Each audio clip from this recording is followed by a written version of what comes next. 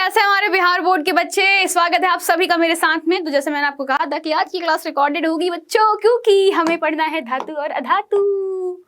तो भाई कैसे सब लोग फटाफट से क्लास के अंदर आ जाओ, क्योंकि आज वाली क्लास काफी ज्यादा आप लोगों के लिए इंपॉर्टेंट है, महत्वपूर्ण है। एंड ये बिल्कुल आखिरी टॉपिक है, आखिरी कह सकते हो, हमारा पूरा धातु खत्म हो जाएगा।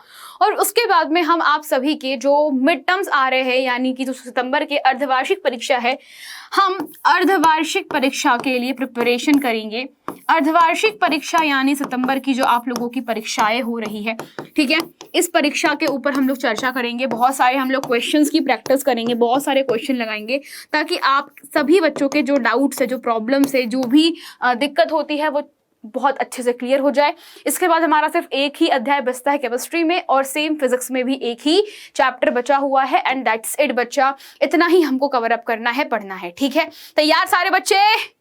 ओके। एंड सबसे इंपॉर्टेंट चीज बच्चों की हमें जब पढ़ना होता है, जब हम स्टडीज कर रहे होते हैं, मैंने आपको पहले भी कहा है, नोट्स बनाना बहुत बहुत मस्ट इंपॉर्टेंट चीज है, जो हर किसी बच्चे को करना चाहिए।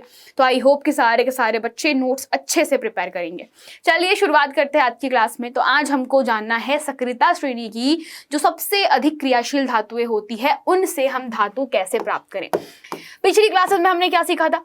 अगर आपको याद हो, हमने सीखा था कि किस प्रकार से कम अभिक्रियाशील और मध्यम अभिक्रियाशील धातुओं को हम देखते हैं।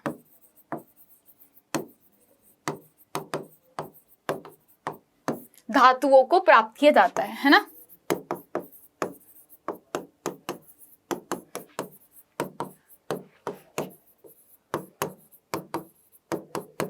देखा था क्या? किसी को याद है?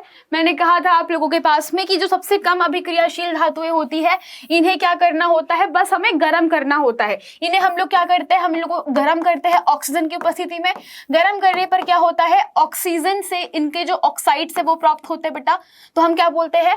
हम ये बोलते हैं कि हमें क्या मिल रहे हैं? ऑक्साइड मिल रहे हैं, ठीक है। और हमको इनके जब ऑक्साइड मिलते हैं, ऑक्साइडों को हम और ज्यादा गर्म करते हैं, तो वो हमें क्या मिल जाती है? शुद्ध धातु मिल जाती है, और ऑक्सीजन बाहर निकल जाती है। जैसे कि हम लोगों ने मतलब पारे का देखा था, है ना बेटा? आप लोगों ने देखा था मर्क्यूरी यानी कि जो पारा होता है।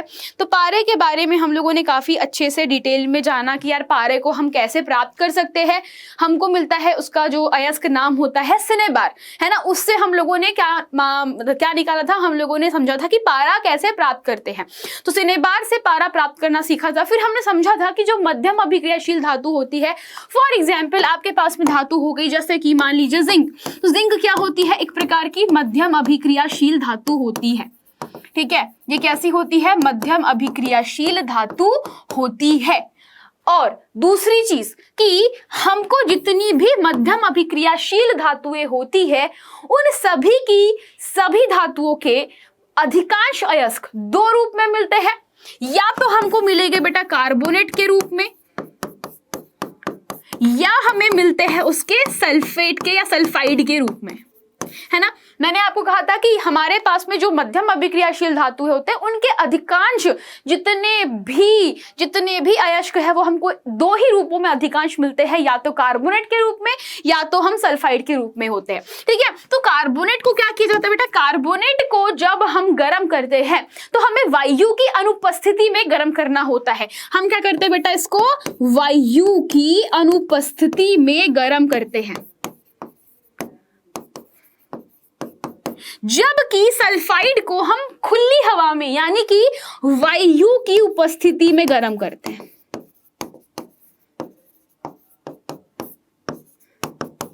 दोनों में क्या फर्क होता है कि कार्बोनेट को अयस्क को वायु की अनुपस्थिति में गर्म करते हैं। मैंने कहा था आप लोगों को, इसको बोलते हैं निस्तापन, यानी कि नहीं मतलब होता है नहीं।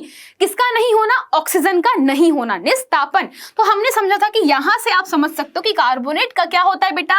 निस्तापन किया जाता है। निस्तापन मतलब कि, तापन मतलब कि गर्म करना, तापन मतलब कि गर्म करना, और निक का मतलब होता है नहीं, और स का मतलब क्या है? ऑक्सीजन। तो ऑक्सीजन की अनुपस्थिति में गर्म करना, वो कौन होता है? कार्बोनेट का अयस्क होता है। ये किसका अयस्क है बच्चा? कार्बोनेट अयस्क को इस प्रकार से हम लोग गर्म करते हैं।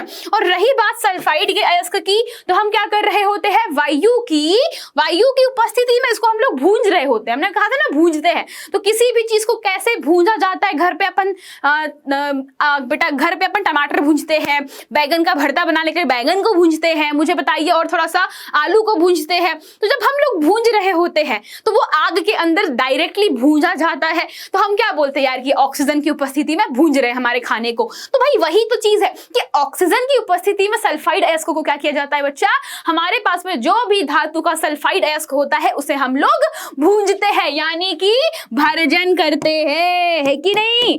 वेरी गुड, बरोबर। तो ये दो चीजें आपको ध्यान रखनी है, ठीक है। तो निस्तापन और भर्जन आपसे क्वेश्चन हमेशा पूछा जाएगा, और जब हम लोग निस्तापन और भर्जन कर लिए जाते हैं उसके बाद हमें प्राप्त होता है बेटा धातु का ऑक्साइड। तो धातु का जो ऑक्साइड होता है, ठीक है, तो धातु के ऑक्साइड का फिर हम क्या करते हैं, इस ऑक्साइड का हम अपचयन करते हैं। अपचयन किससे करते हैं, अपचयन करेंगे हम लोग किससे, कार्बन के साथ में। तो कार्बन के साथ अपचयन करते हैं तो हमारी जो बची कुची जो ऑक्सीजन होती है वो निकल जाती है। निस्तापन और भर्जन के परिणाम स्वरूप हमें क्या मिलते हैं, हमें मिलते हैं धातु के ऑक्साइड।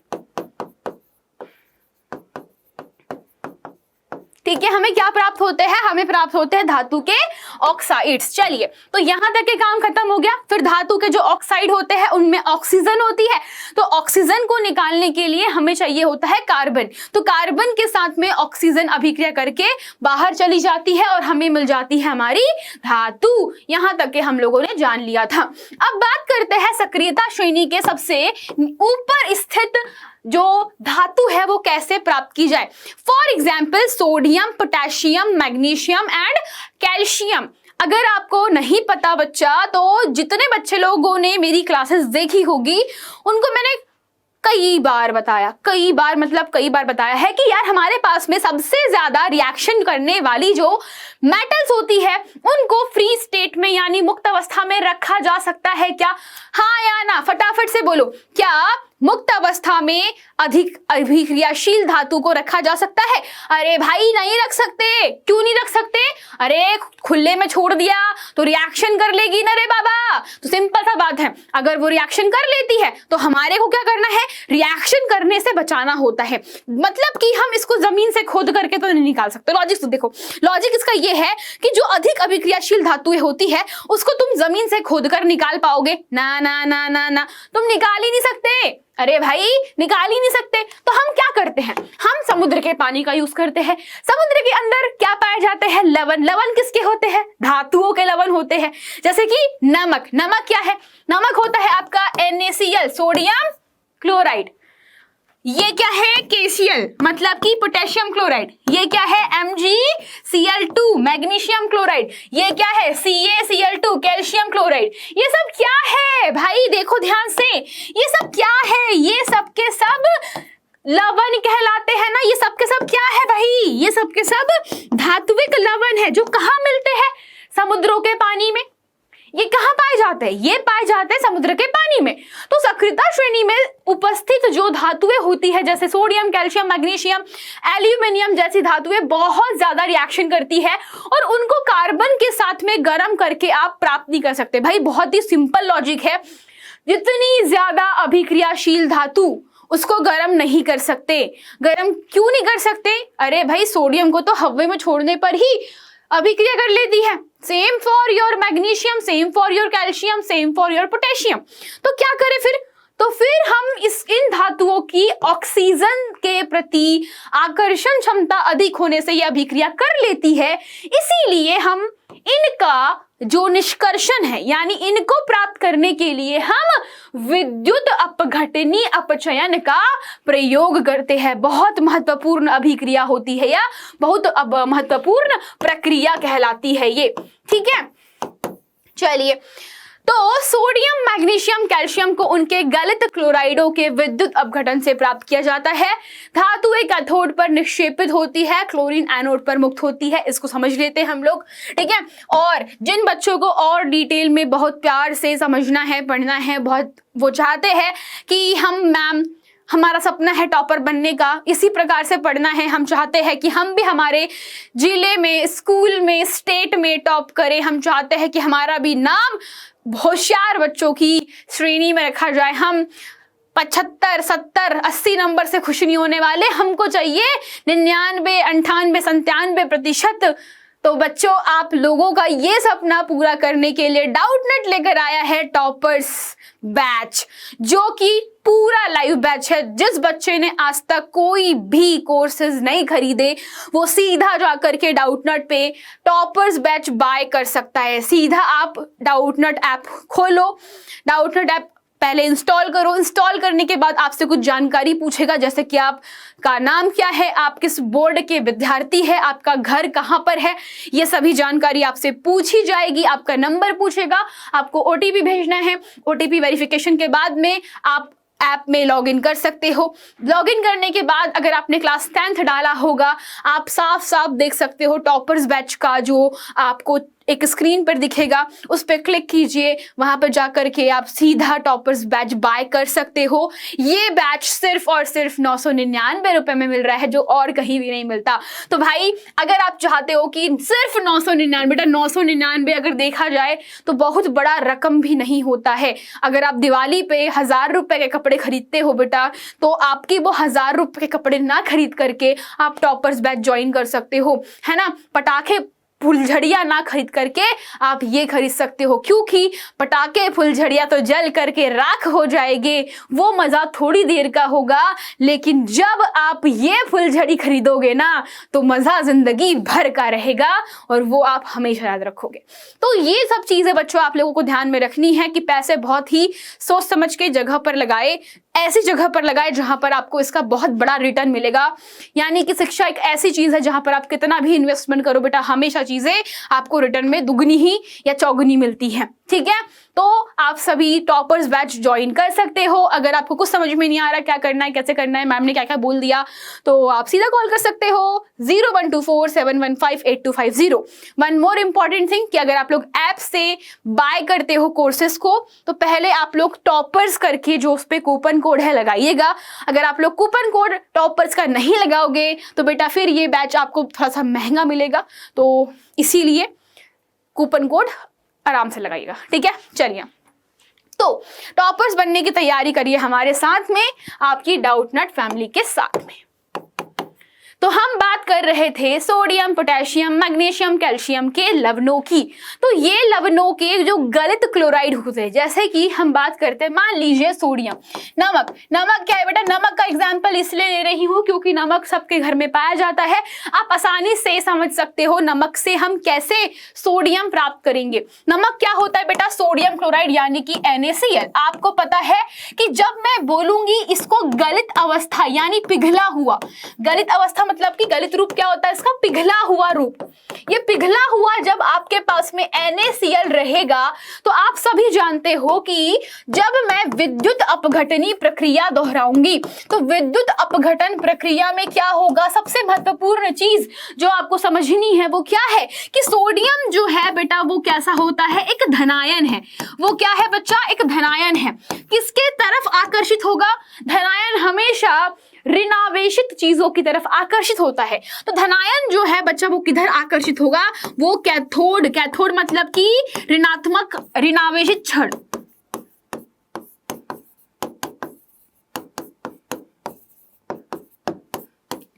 कैथोड मतलब कि ऋणावेशित छड़। जबकि जो क्लोरीन है वो कहां पर रिलीज होगी, क्लोरीन एक प्रकार का ऋणायन होता है और ऋणायन कहां पर जाएगा मेरे बच्चा, वो जाएगा एनोड पर। वो किधर जाता है, एनोड पर। क्यों, क्योंकि एनोड धनावेशित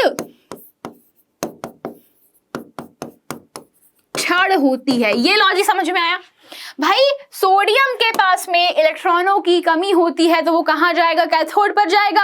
और चूंकि आपके पास में क्लोरीन पर ऋणायन होता है तो ऋण कहां पर आकर्षित होगा, धन की। और धन कौन है आपके पास में, एनोड। तो अब जब इसको पूरी तरीके से आप लोग ध्यान से समझोगे या ध्यान से देखोगे मेरे बच्चा, तो आप सभी लोग महसूस करोगे एक one more thing, and that is, उसके बारे में हम लोग बात कर लेते हैं कि मान लीजिए मेरे पास में एक बर्तन है।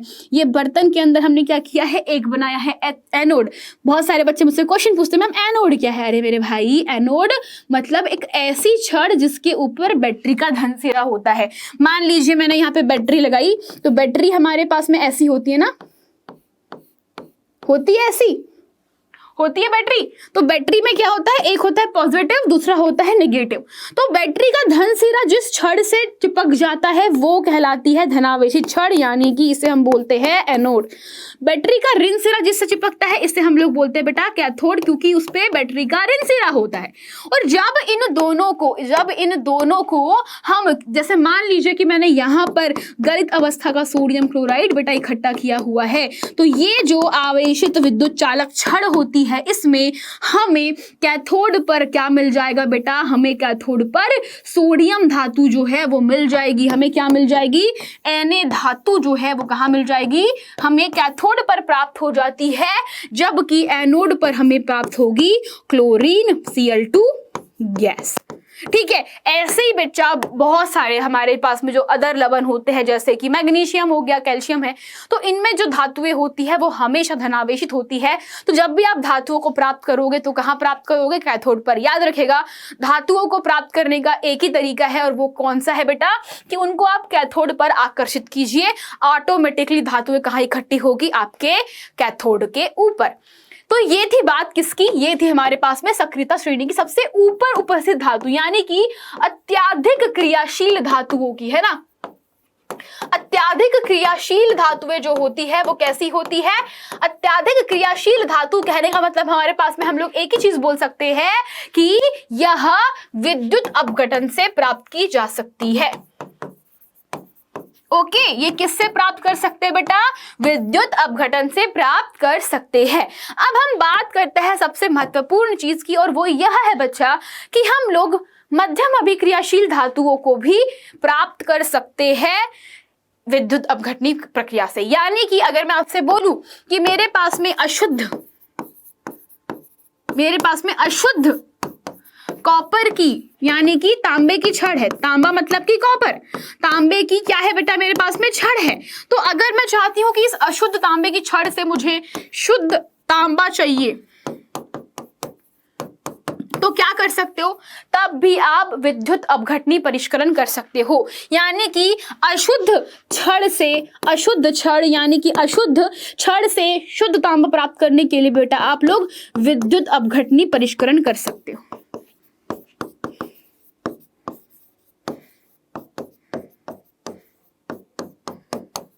ओके, चलिए देख लेते हैं कैसे होगा।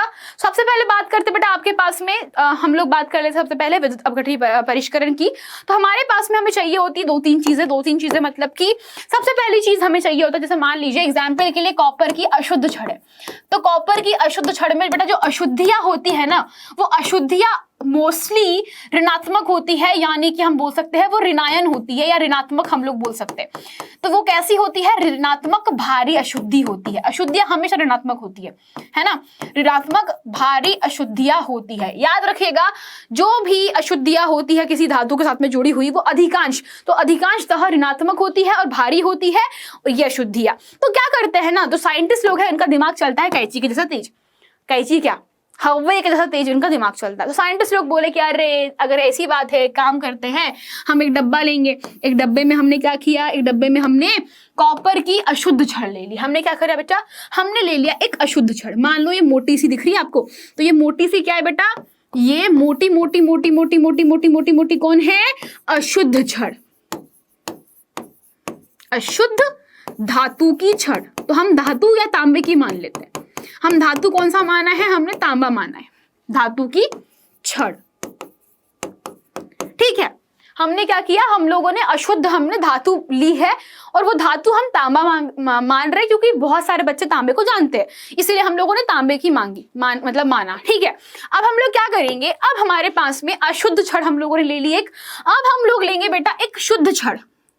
हम क्या करेंगे, अब हम लोग लेंगे एक शुद्ध छड़, वो भी किसकी, तांबे की, जो पतली सी लेना, एकदम पतली सी लेना, किसकी, अशुद्ध छड़, सॉरी शुद्ध छड़, उसी धातु की, तांबे की शुद्ध छड़। क्यों, देखो दो चीजें हैं, एक हमने ली शुद्ध छड़, दूसरी हम लोगों ने ली अशुद्ध छड़। क्यों, क्योंकि अब हम एक को बनाएंगे एनोड, एक को बनाएंगे हम लोग कैथोड।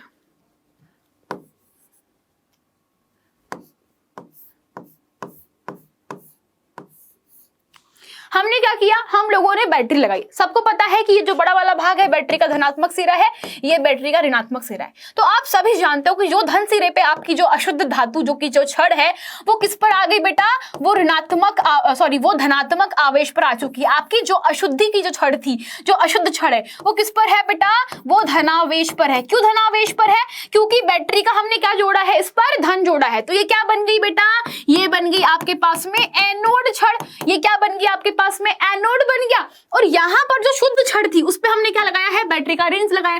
तो जहां पर बैटरी का ऋण लगाते हैं वो क्या बन जाएगा, ऑटोमेटिकली वो बन जाता है कैथोड। इसको हम लोग बोलते हैं ऋणावेशित छड़। अब क्या हुआ हमारे पास में, अब हम सभी जानते हैं बेटा कि यहाँ पर विद्युत धारा का प्रवाह करने के लिए हमें एक विलयन लेना पड़ता है। हम लोग क्या करेंगे ना, हम लोग यहाँ पर एक ऐसा विलयन लेंगे जो कि जिस धातु का हमें परिष्करण करना है, ध्यान से सुनना। अगर मैंने बोला अशुद्ध धातु तांबा है, तांबे का हमें शुद्ध धातु प्राप्त करना है, हमें तांबे की शुद्ध धातु प्राप्त करना है अशुद्धि से, तो हम क्या करेंगे, हम उसी धातु का कोई लवण लेते हैं। तो मुझे एक बात बताइए, तांबे का कोई लवण जो कि आपको पता हो, तो क्या आप लोगों ने नाम सुना है क्या, कॉपर सल्फेट।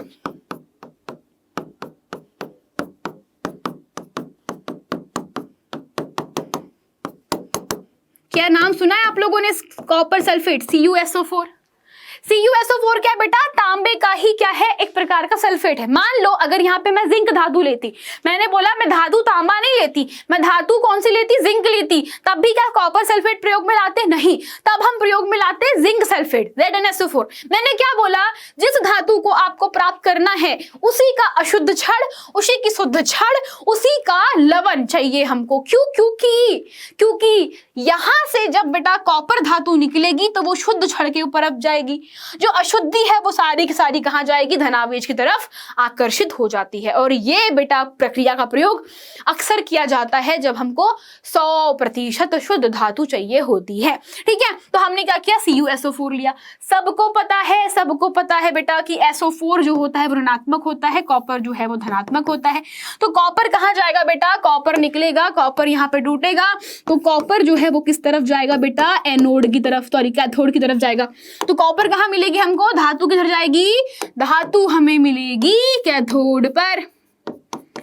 कहां मिलेगी जी, कैथोड पर। तो आपके पास में यहाँ पर जो कॉपर धातु है वो इकट्ठा होनी शुरू हो जाती है। तो यहाँ पर क्या जमा होगी, कॉपर धातु विद्युत अपघटन के पश्चात, और यहाँ पर बेटा अशुद्ध धातु के ऊपर SO3 गैस बाहर निकलती है, सल्फर डाइऑक्साइड, मतलब बोल सकते हो सल्फर ट्राइऑक्साइड यहाँ पे गैस रिलीज होगी। और जो भी अन्य अशुद्धियां होती जैसे कि मिट्टी हो गई या फिर कुछ गंदा मल होता है, वो बेटा यहाँ पर अशुद्ध धातु का जो पेंदी में है वो इस तरफ एनोड, मैंने बोला ना कि ऋणात्मक भारी अशुद्धियां है तो वो कहाँ पे जमा होगी, एनोड के तली पे यहाँ पर नीचे अशुद्धि जमा हो जाती है।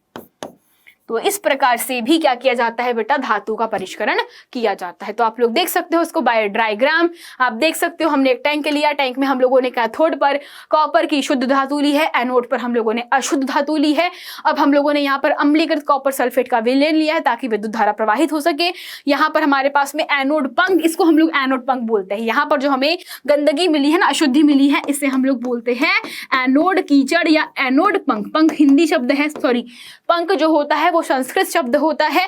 ठीक है, तो हमने आपको पहले भी बहुत बार बताया है बेटा कि जो अक्सर विज्ञान की जो हिंदी के जो शब्दावली प्रयोग में लाई जाती है वो संस्कृत शब्दावली होती है। ठीक है, तो हमारे पास में यहाँ पर क्या हो गया है, एनोड पंख हम लोगों ने ले लिया है, ये आपका अपद्रव्य हो गया है, ये आपका पूरा का पूरा देखो सब लोग, यहाँ पे कैथोड है हमारे पास में, तो कैथोड पर हम लोगों ने शुद्ध धातु, तो मैंने आपको पहले भी बताया है कि कैथोड पर हम लोगों ने शुद्ध धातु की छड़ रखी हुई है और कैथोड पर सारा जो शुद्ध कॉपर है वो इकट्ठा होगा और जो एनोड है उस पर हम लोग अशुद्ध धातु रखेंगे। तो एनोड से निकल करके सारी धातु कहाँ जाएगी, कैथोड पर जाएगी। ठीक है, चलिए, तो ये थी बात आपके पास में। अब सबसे महत्वपूर्ण टॉपिक और सबसे आखिरी टॉपिक बचता है संक्षारण, यानी कि किसी भी धातु का अपने वायुमंडलीय जो परिस्थिति होती है उसके कारण खराब होना या क्षय होना।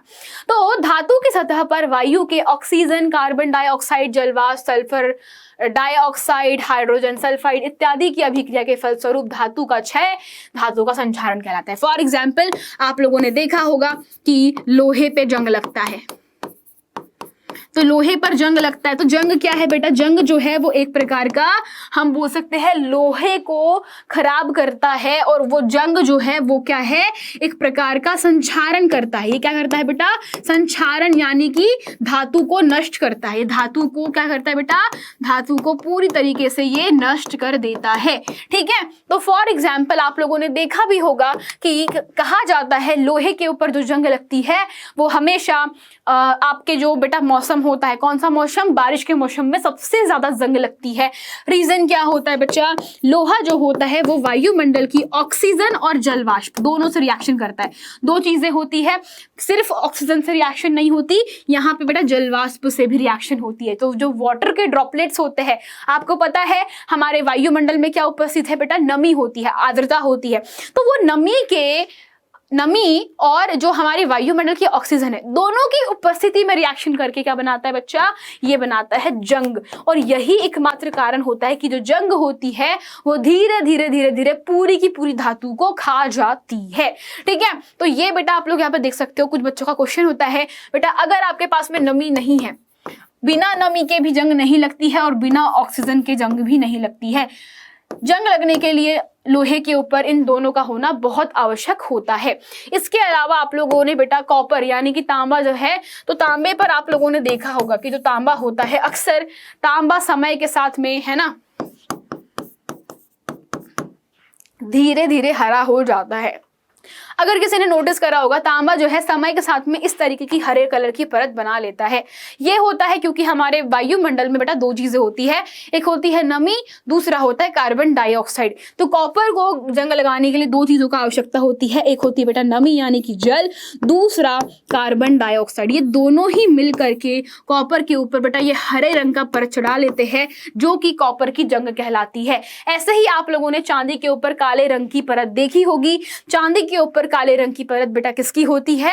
वह होती है सिल्वर सल्फाइड की, यानी कि सल्फर डाइऑक्साइड जो वायुमंडल में है, उसके कारण चांदी जो है वो क्या हो जाती है? काली पड़ जाती है। तो इस पर भी जंग लगती है। तो हम लोग बोल सकते हैं बेटा कि जो हमारे पास में संक्षारण है ना, से धातु की चमक समाप्त हो जाती है, इसकी शक्ति को कम करता है।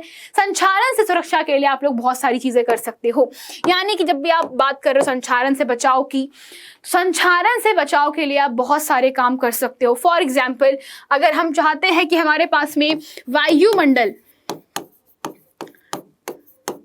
से संपर्क तोड़ना मेन काम है। देखो बेटा, अगर आपको पता है कि हमारे पास में संक्षारण होने का मुख्य कारण है वायुमंडल की गैसें, नमी जो भी है, तो हम क्या करेंगे? हम कोशिश करेंगे कि वायुमंडल से हमारी धातु का संपर्क तोड़ दे। संपर्क तोड़ने के लिए हम लोग क्या कर सकते हैं? पुताई कर सकते हैं, उस पर पेंट लगा सकते हैं।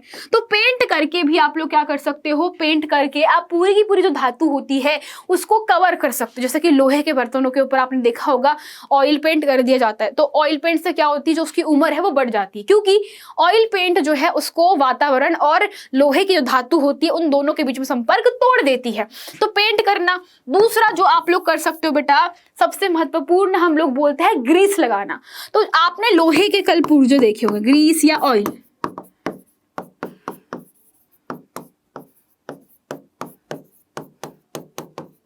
तो ग्रीस या ऑयल लगा करके भी क्या कर सकते हो आप लोग जंग से बचा सकते हो। जैसे कि आप लोगों ने जो लोहे की सिलाई की मशीन होती है ना, सिलाई की मशीन हो गई, या आपने को जो आपके जो गाड़ी होते हैं, गाड़ी के कलपुर्जे जो कि लोहे के बने होते हैं, आप समय समय पर उसमें ऑयलिंग करते हो ना। ऑयलिंग क्यों करते हो? उसका दो रीजन होते हैं, ताकि हमारी धातु घसे ना, दूसरा उसका संपर्क वायुमंडल से टूट जाए, ताकि हमारी जो धातु है वो क्रिया ही नहीं कर पाए। भाई क्रिया कर ही नहीं पाएगी जब उसको ऑक्सीजन, नमी, ये सब चीजें मिल ही नहीं पाएगी, तो अभिक्रिया होगी क्या? अभिक्रिया होगी नहीं। और जब अभिक्रिया नहीं होगी, दैट मीन्स हम लोग क्या बोलते हैं कि यार हमारी धातु बच जाएगी। तीसरी चीज जो आप लोग कर सकते हो धातु को बचाने के लिए, फटाफट से बताओ मुझे कमेंट सेक्शन में, क्या आप सभी लोग किसी कम क्रियाशील धातु की परत धातु पर चढ़ा सकते हो? बिल्कुल। तो क्रियाशील धातु पर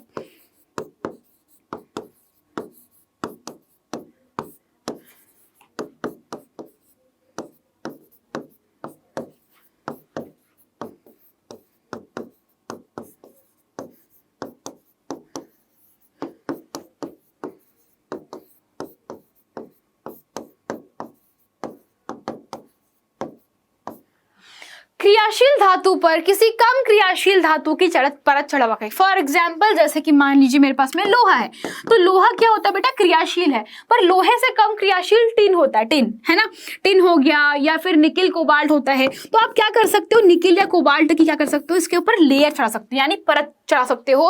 तो लोहे के ऊपर जब निकिल की परत चढ़ा दी जाती है बेटा, तो निकिल बहुत रिएक्शन कम करता है, निकिल अभिक्रिया नहीं करता वायुमंडलीय हवाओं से, गैसों से, तो वो क्या करता है, लोहे को बचा के रखता है। जैसे कि मान लीजिए मैं हूं, तो मैं सर्दी से बचने के लिए, ठंड से बचने के लिए क्या करूंगी, स्वेटर पहन लेती हूँ। तो स्वेटर क्यों पहनती हूँ, ताकि मेरा शरीर जो है वो बच सके बाहर की सर्दी से। उसी प्रकार से आप क्या कर सकते हो, कम अभिक्रियाशील धातु की परत क्रियाशील धातु पे चढ़ा करके। फॉर एग्जाम्पल आपने देखा होगा कि पोटेशियम सोडियम धातुओं को हम मोम के घोल में रखते हैं, पैराफिन लगा के रखते हैं, या फिर केरोसिन में डुबो के रखते हैं। क्यों रखते हैं, ताकि उसका संपर्क वायुमंडल की गैसों से टूट जाए और वो रिएक्शन ना करे। तो सेम हमें यहां पर भी करना होता है।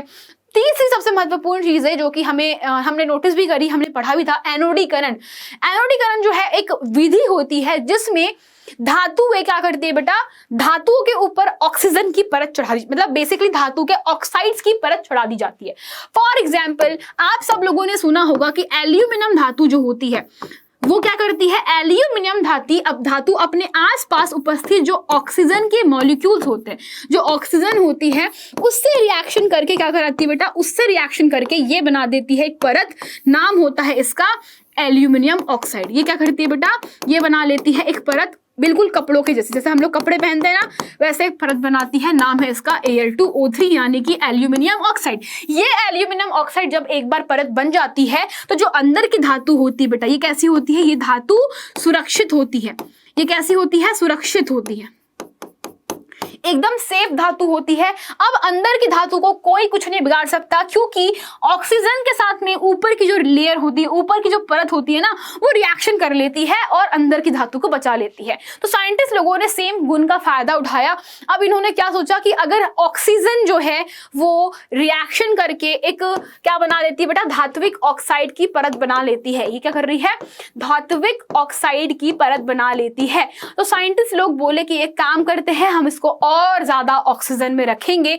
तो क्या करते हैं ना कि इस धातु को एनोड पर चिपका दिया जाता है विद्युत अपघटनी प्रक्रिया से। अगेन हमको इसके ऊपर ऑक्सीजन के साथ में रिएक्शन करवानी होती है। तो क्या करते बेटा, इसको हम लोग एनोड पर चिपकाएंगे। क्यों एनोड पर चिपकाएंगे, ताकि ऑक्सीजन से ये धातु अभिक्रिया कर सके और ये परत जो है बहुत मोटी बन जाए और हमारी धातु कभी खराब ना हो। तो आप लोगों के पास में जितने भी एल्यूमिनियम के जो मैग्नीशियम के बर्तन होते हैं बेटा, वो सभी के सभी के ऊपर एनोडीकरण से परत चढ़ा दी जाती है। तो एल्यूमिनियम पर मोटी ऑक्साइड की परत बनने की प्रक्रिया होती है बेसिकली ये। तो होता क्या है कि वायु के संपर्क में आने पर एल्यूमिनियम पर ऑक्साइड की पतली परत बन जाती है। Al2O3 की ये परत एल्यूमिनियम को संक्षारण से यानी खराब होने से बचाती है। इस परत को मोटा करके संक्षारण से सुरक्षित किया जा सकता है। मैंने बोला कि ये तो नेचुरली करती ही है, लेकिन हम परत को और मोटा कर सकते हैं। कैसे, एनोडीकरण से। तो इसमें एल्यूमिनियम की एक साफ वस्तु को एनोड पर टनु सल्फ्यूरिक एसिड के साथ में इसका विद्युत अपघटन करते हैं। क्या करते हैं बेटा, विद्युत अपघटन। विद्युत अपघटन में भी हम लोग एनोड पर यही धातु लगा देते हैं ताकि ऑक्सीजन किसके पास में है। देखो लॉजिक बहुत सिंपल है। आपको पता है ऑक्सीजन जो है वो किधर जाएंगी, ऑक्सीजन जाएगी आपके एनोड पर। आपको पता है O2 के ऊपर क्या होता है बेटा, O के ऊपर 2 नेगेटिव होता है, तो ये ऋणात्मक है, कहां जाएगी, धन के ऊपर जाएगी, यानी कि धनावेश की तरफ भागेगी। तो हमको चाहिए ऑक्सीजन ताकि वो धनावेश पे जाए। चूंकि हम लोग क्या करते हैं, धनावेश पे फिर एनोड की जो छड़ है उसको लगा देते हैं। तो अगर आप धनावेश पर एनोड की छड़ को लगा दोगे तो क्या होगा, पूरा का पूरा जो आउटर मोस्ट लेयर होगा उस पर क्या चढ़ जाएगी, Al2O3 की परत चढ़ जाती है। तो इसका विद्युत अपघटन किया जाता है। एनोड पर उत्सर्जित O2 जो गैस है Al के साथ रिएक्शन करके ऑक्साइड की एक मोटी परत बना लेती है। इसके अलावा आप यशद लेपन भी कर सकते हो। यशद लेपन क्या होता है बेटा, यशद का जो हिंदी अंग्रेजी मतलब है वो होता है जिंक। यशद मतलब कि जिंक, यस, यशद मतलब कि जिंक। बेसिकली हिंदी में जिंक को क्या कहा जाता है बेटा, जिसको नहीं पता उसको बता देती हूँ। हिंदी में बेटा जिंक को यशद कहते हैं। जैसे कि कॉपर को तांबा है ना, आयरन को लोहा, गोल्ड को सोना, सिल्वर को चांदी, वैसे ही जिंक को हिंदी में यशद कहा जाता है। तो क्या करते हैं ना कि यशद लोहे से ज्यादा क्रियाशील धातु है, परंतु लोहे के बर्तन को इसके घोल में डुबो दिया जाता है। तो इससे क्या होता है कि जो यशद होती है उसकी एक पतली सी परत लोहे के चारों तरफ इसको इस तरीके से बन जाती है। तो ये जो जिंक है बेटा, इसको हम लोग बोलते हैं कि ये इसका क्या हो गया है, गैल्वनीकरण हो गया है, यशद लेपन, या इसको हम लोग बोलते हैं गैल्वनीकरण हो गया। इसमें बस कुछ नहीं करते, जिंक के घोल में हम लोहे को डुबो देते हैं। इससे क्या पड़ता है, इससे होता ये है कि जो जिंक होती है वो वायु में रिएक्शन करते रहती है आराम आराम से, और आपके पास में जो अंदर की लोहा होता है वो बच जाता है। तो आपने जो घर के पाइप देखे हैं ना, घर के पाइप, तो घर के पाइप में आप देखना शुरू में बड़े चमकीले से सब बिल्कुल चमकीले से चांदी कलर के होते हैं, धीरे धीरे धीरे धीरे उनकी जो चमक है वो उड़ती है और फिर अंदर का लोहा आपको दिखाई देना पड़ता है। ऐसा क्यों होता है, क्योंकि जो ऊपर का यशद होता है यानी कि जो जिंक होता है वो अभिक्रिया करके बेटा हटने लगता है धीरे धीरे, है ना। जिंक जो होता है वो रिएक्शन करता है और धीरे धीरे धीरे धीरे धीरे हटने लगता है, जिसके कारण आपका जो लोहा होता है वो आपको दिखने लगता है। ठीक है, तो ये आपके पास में हो गई यशद लेपन। तो ये कुछ रिएक्शंस थी जो कि हमको संक्षारण से बचाव करने के लिए प्रयोग में लाई जाती है। परंतु इससे भी ज्यादा सबसे बेस्ट होती है बेटा जो धातुओं की मिश्र धातु बनाना। हाँ जी, धातुओं को मिश्र धातु में परिवर्तन करना भी एक सबसे बेस्ट तरीका होता है किसी भी प्रकार की धातु को संक्षारण से बचाना। तो क्या करते हैं इसके लिए, धातु में कोई अन्य पदार्थ मिलाकर किसी धातु के गुणधर्म बदले जा सकते हैं। यह पदार्थ धातु या अधातु कुछ भी हो सकता है। दो या दो से अधिक धातुओं के समांगी मिश्रण को हम मिश्र धातु कहते हैं। इसे तैयार करने के लिए पहले मूल धातु को गलित अवस्था में लाया जाता है, उसके बाद दूसरे तत्वों को निश्चित अनुपात में इसमें मिलाया जाता है। इसे कमरे के ताप पर फिर ठंडा करा जाता है और आपकी मिश्र धातु तैयार। तो बेसिकली आपने नाम सुना होगा स्टील। स्टील भी एक मिश्र धातु है जो कि लोहा, निकेल, क्रोमियम और कार्बन से बनता है। तो लोहे को क्या करते हैं, पहले पिघला लेते, प्रॉपर पिघलाते हैं। पिघलाने के बाद थोड़ा सा कार्बन, थोड़ा सा निकेल, थोड़ा सा कोबाल्ट डाल दिया जाता है। तो इससे क्या होता है ना कि निकेल और कोबाल्ट जो होते हैं वो लोहे को जंग लगने से बचाते हैं और कार्बन उसकी जो मजबूती है उसको इनक्रीज कर देता है। तो ये फायदा भी होता है। स्टील ज्यादा बेटर है आपके लोहे से, है ना। स्टील के बर्तन पड़े रहते हैं घर में, जंग लगती है? नहीं लगती है। क्यों नहीं लगती? क्योंकि उसमें निकेल कोबाल्ट उसको जंग लगने से बचा रहा है और जो कार्बन होता है वो उसकी मजबूती बढ़ा देता है। जैसे कि आपने नोटिस करा होगा कि हमारे जो गाड़ी के शॉकअप्स होते हैं ना, जो कि ऊपर नीचे होते हैं, जो स्प्रिंग होती है वो स्टील की होती है, ठीक है, क्योंकि वो मजबूत होती है और फ्लेक्सिबल भी। तो ये चीजें आपकी मिश्र धातु में होती है और वो काफी ज्यादा हद तक के हमारी धातुओं की जो गुणधर्म होती है उसको बदल देती है। तो हमारे पास में यहाँ पर कुछ मिश्र धातु है। फॉर एग्जाम्पल पीतल।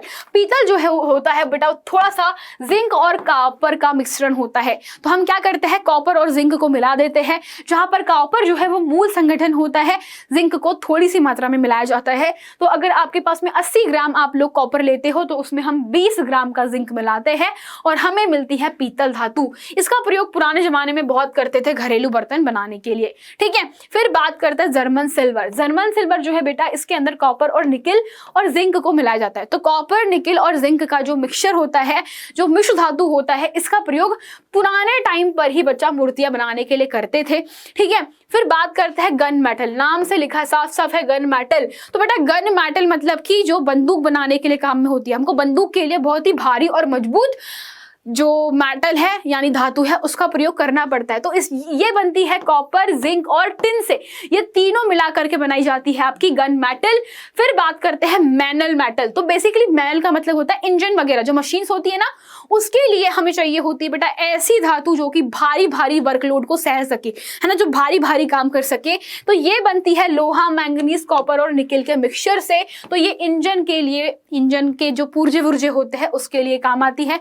फिर बात करते हैं हम लोग कांसा। कांसा को तो नाम सुना होगा, पुराने जमाने के लोग मूर्ति बनाते थे, इससे बर्तनों का प्रयोग करते थे। तो ये कॉपर और टिन का मिश्रण होती है ना। तो पीतल, कॉपर और जिंक का कांसा जो है वो कॉपर और टिन का मिश्रण होती है। तो बेटा ऐसी एक दो नहीं, बहुत सारी मिश्र धातु हम लोग प्रयोग कर रहे हैं।